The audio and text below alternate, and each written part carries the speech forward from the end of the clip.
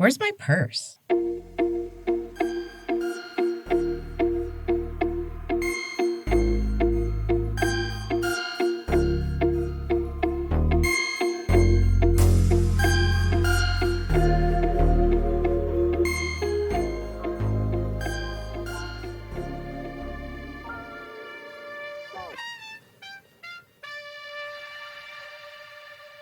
Welcome to the chaos, lovelies. I recently discovered that I have ADHD at the age of 42, and now I am just trying to make sense of it all. Every week, I will share thoughts from my neurospicy brain, hopefully for your enjoyment and maybe even education. Who knows? I am not a medical professional, and nothing I say should be taken as advice. I'm just sharing my own experiences and what works for my brain in particular. It's all just for fun, and so that if you also have ADHD, whether you use a purse or not, you can know that you are not alone. There's a lot of us, so let's share our trials and adventures. And this week has been a wild one for sure. After a long stretch of radio silence, I did once again hear from my therapist, and it wasn't great. There was no mention of the long-ass time that we went without contact, and everything that she was saying was twisted like just a little bit so that it kind of put all the blame on me. Now, yes, I am so super sensitive to this kind of thing. I spent my life having people lie about me and being unable to defend myself. And that will mess you up, trust me. And again, this behavior just reminds me too much of my mom, and it makes me feel just so icky. There's some weird transference stuff going on there. On both sides, I think, probably. I don't know. Whatever it is, I just don't feel comfortable with her anymore. And the relief that I felt when I decided to move forward was so great that I can't ignore that, you know? I honestly kind of wish that she hadn't contacted me. I had already made peace with being ghosted, and I was ready to just move on and be done. And now it just feels like there's more muck and confusion. And I'm just over it. Just completely over it. She also told me that she had written a letter to my doctor about what we had been working on, but that she had left out the ADHD stuff because we had never finished the assessment, because it kept getting put off. And I don't really understand what is going on there because she specialized in ADHD and has it. But she also seems just very against me getting medications, even though one of the ones that I take now can also be used for ADHD, and it's obviously working on me.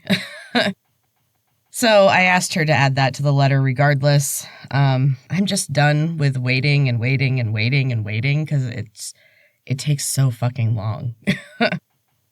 I just need to get an appointment with that psychiatrist. That's all there is to it. I will say I'm super glad that the increase in one of my meds has affected my ADHD stuff. It should at least buy me some time, you know? It took several years for them to lose potency, so fingers crossed that it takes that long again. Hopefully I'll have things fixed before that point. Overall, though, things are going super well right now. I recently had my first of what I called a real person day. I was just suddenly acting and feeling like my old self, but like new and improved. I just felt capable of doing things, which hasn't been the case in a very long time. It's been kind of hit or miss. And the real person days have been accumulating since then, and I couldn't be happier. It has been so long since I felt like this. I started a blog to go along with this podcast, and I've started writing about it over there. So if you want more details, you can follow along on my dopamine-chasing adventures and other ADHD things that pop up. Just check out where's-my-purse.com. I am currently doing a running streak with my dog Oscar, and I write about that too, and include some really pretty pictures of the gorgeous nature that I get to run in. So on my first real person day, I finally felt capable of getting a job. And it has been just ridiculously long since I felt anywhere near able to do that. It's so embarrassing to admit that, but it's true. None of this is easy, you know? My mental health can be a real bitch. Anyway, I dropped off my resume and I got an offer the same day. I went to an interview a couple days later and I officially started this week. And it turned out even better than I could have hoped because I went in thinking maybe I could get a job doing like retail, and they needed a social media manager. And while I've never really considered that as a job, I do have a lot of experience. I hadn't really thought about it until it was laid out on my resume in front of me, because I haven't had to make a resume in like ages. So I'm excited to learn more and to take on this new challenge. It's kind of scary, but it's like a good scary, you know? And I feel motivated to learn and try something new. Hooray for feeling like a real person again. It has been far too long. So, as you may have guessed by now, I am an exercise fan. Now, I'll admit that I have definitely taken it too far in the past, as I do with everything. But lately, I have had a really good relationship with fitness, and I have really shifted the focus to strength and longevity. Whenever I'm having a bad mental health stretch, I really try to get myself in the gym and lifting weights because it's just my favorite, and it makes me feel good both physically and mentally. Plus, it's super important as I get older. It helps with bone density as well as muscle retention. So, if you're in your 40s, start lifting those weights, even just light ones, anything. I recently watched a really interesting TikTok video by @TheTracyRodriguez, where she claimed that she could describe the body type of people with ADHD. And I don't know if this is true for everyone, but as far as I was concerned, she nailed it. Like every single thing that she listed in that video, I have. And so that was kind of wild. I keep getting confronted by these things that I've dealt with my whole life, and I've never really understood like why. And then it's like, oh, it's an ADHD thing, of course. You know, it's just over and over again. It's insane. Anyway, I was a personal trainer for a little while back in the day, and I am absolutely fascinated by the human body. The human body and the brain. It's incredible. And the thing that she said that I found so incredibly interesting is that with people with ADHD, your head comes too far forward and gives you kind of rounded shoulders, and you have this constant tension and pain in like your neck, shoulder, and like upper trap area, which I definitely have. And she said that it like, unless you really work at it, it will not go away. Something about having ADHD makes it so the body does not immediately engage your lower trapezius muscles, which are kind of underneath and in the middle of the back, basically. I have been having some crazy neck and shoulder pain lately, and I had been planning a back workout for later that day. I usually, if I'm having pain that feels like it's caused by an imbalance or something, I usually will try to fix it first with like a lifting workout. Because sometimes if you just do the opposite muscles, it can kind of even things out enough where the pain goes away. It's kind of amazing, actually. So for this one, I added some specific exercises to target those lower trapezius muscles, and I felt an immediate difference. It was wild. Basically, those muscles are used to hold your head up above your shoulders and straight up on your neck. And it really did help. It was incredible. I will say that those muscles are definitely super weak because a little later that day, I was carrying 2 bags of groceries, which is not a ton for me, really, and those muscles started to spasm. Fun stuff, let me tell you. I did manage to not drop the bags and get to the car without making a scene, so that was good. And I guess I know what I need to work on physically, or at least we'll put it on the list. It really did relieve some of the worst of my neck pain, and I hope that if I continue working on it that I can improve that. Right now, my husband likes to say that my shoulders and neck feel like they're made of stone. He'll try to give me a massage, and it just does nothing. So, that's fun. Exercise truly is medicine, and I'm already feeling better.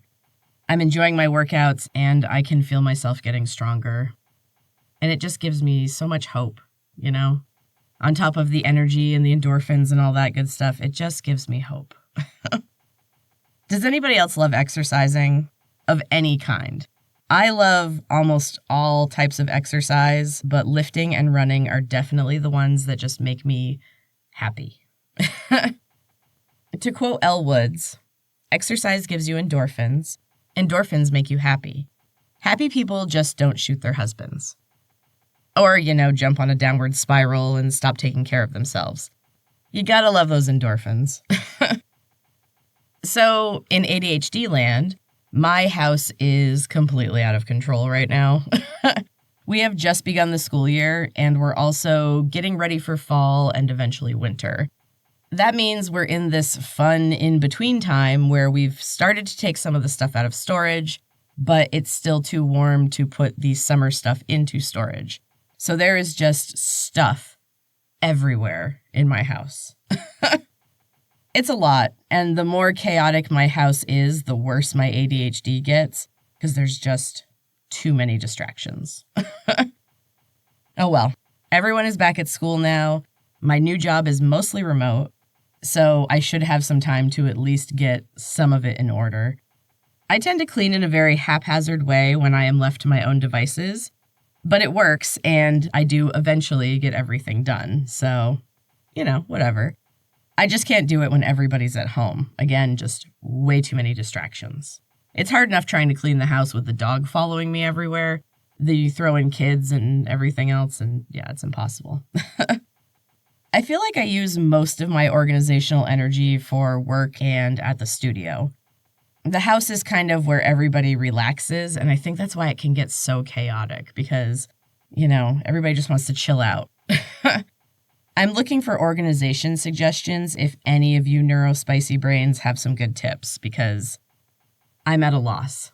So if you have anything that works for you, please send it my way. I need help. This is honestly probably my least favorite ADHD trait.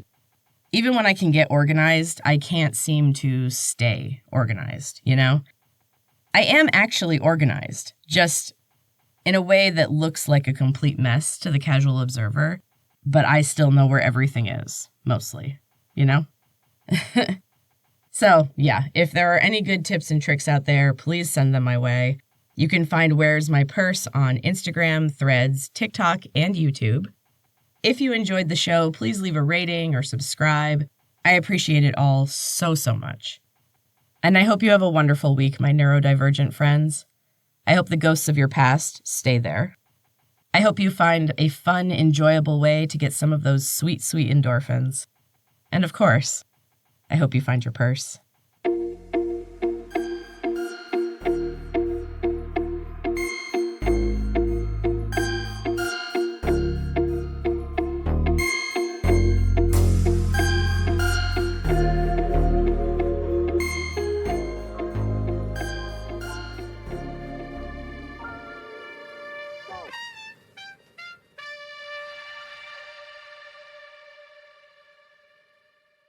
A Frap Media production.